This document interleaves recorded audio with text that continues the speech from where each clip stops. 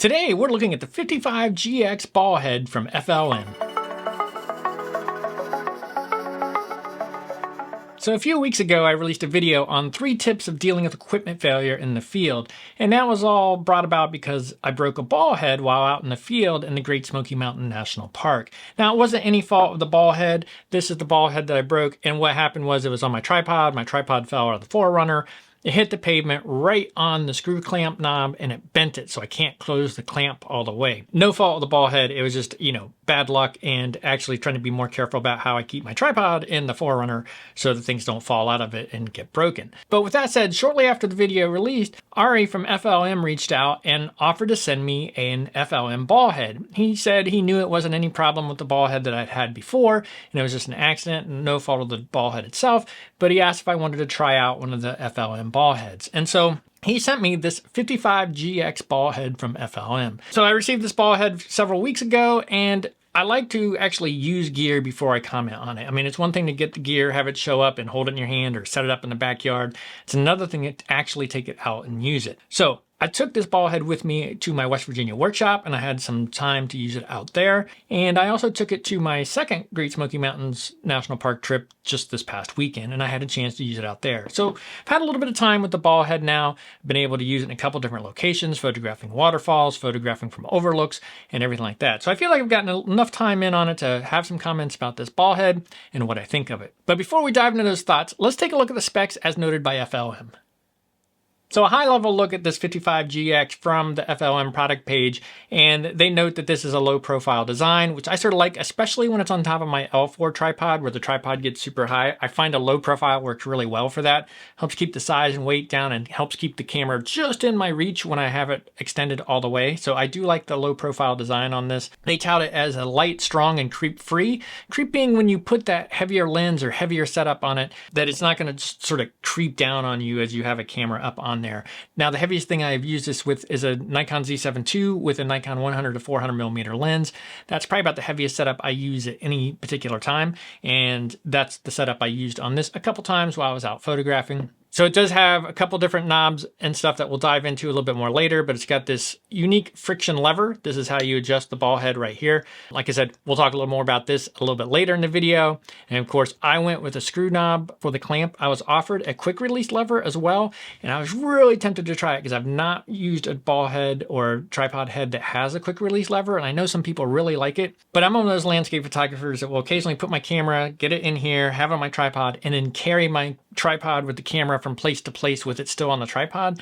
And since I do that, I just feel better knowing I've got the firm, solid grip of the screw lever that's nice and tight, and I just get nervous I won't have the quick lever adjusted just right and my camera will go sliding off. So I opted to go with the screw clamp just because that's what I'm most familiar with, and that's what I was most confident in using with my normal style, even though I was super curious about how a lever clamp would work out. It also has a pan control knob right here, so you can loosen it up and then you can pan the ball head as you'd expect. In addition, it has a 15-degree stop knob. So what this is, you can tighten it up so that as you rotate, it makes distinct clicks. Listen to this. Those are 15-degree clicks. So if you're set up and trying to do a pano, you have a very firm tactile feel for 15 degrees. So if you're working your way through a pano, you can do it in 15-degree increments, or if you decide you're doing 30, you can do 2 15-degree clicks and go from there. Now, if you don't like that feature and you want to turn it off, you can just loosen this 15-degree stop and it'll just rotate freely just like it would any other panning control that you would have. So that's the overview from the product page for this ball head, but let's go over some of the specifics. It weighs in at 1 pound, has an 88.2 pound load capacity, has a 55 millimeter ball head diameter, which is why it's a 55GX.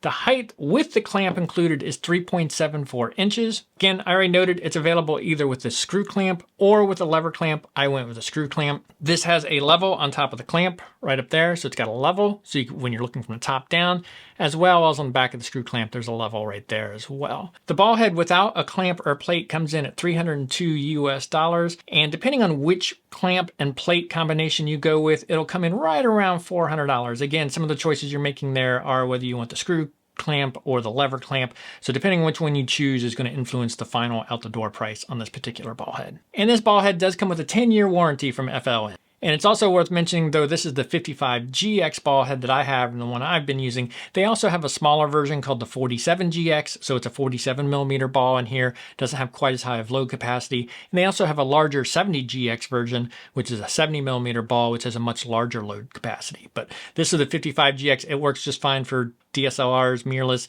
medium format cameras. And like I said, the heaviest combo I used on this was the Nikon Z7 II with a Nikon 100 to 400mm lens. So with that, those are the specs. Let's dive into my thoughts after using it on a couple trips.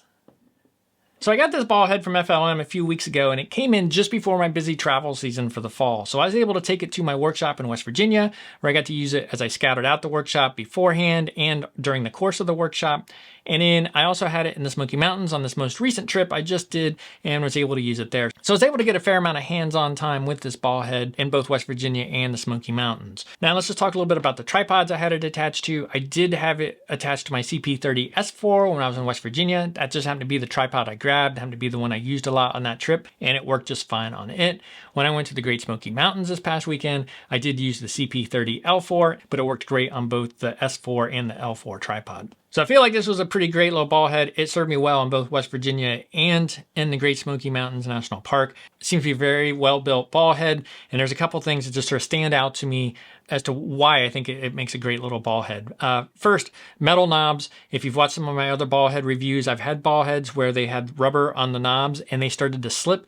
You know, as landscape photographers, we're out in the cold, we're out in the heat, we're out in the rain, we're out in the snow. And while those rubber grips feel nice and comfy initially, once you're out in the elements for a while, that adhesive that keeps them glued onto those knobs starts to break down and they start to slip or bunch up, and they're just not that great.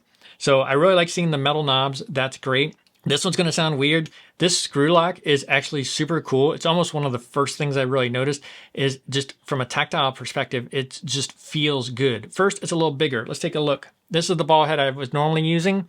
As you can see, it's got a screw knob as well, but it's smaller. It's not as big. This is bigger in diameter, got nice threads. It's real easy to operate with gloves on, and just it's real comfortable, and it sticks out far enough to be able to grab it. So it's nice and easy to use. So I'm actually pretty impressed by that screw knob.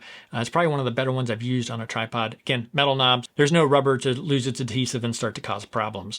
You know, the panning knobs are, you know, knurled, a little smaller, but easy to move, easy to manipulate. Again, no rubber to get in the way. Now let's talk a little bit about this lever tensioner. This is what sort of gave me pause before I picked one of these up myself, before FLM offered to send me one. And a lot of it's just because it's different, right? I'm used to a tensioner knob that's an actual knob like this. It's just, that's what I'd used on all of my other ball heads, and that's just what I was used to, a knob. And so when I saw this, I was like, well, I don't know if I'll like that, so I didn't get it. But let me tell you, this is actually super cool.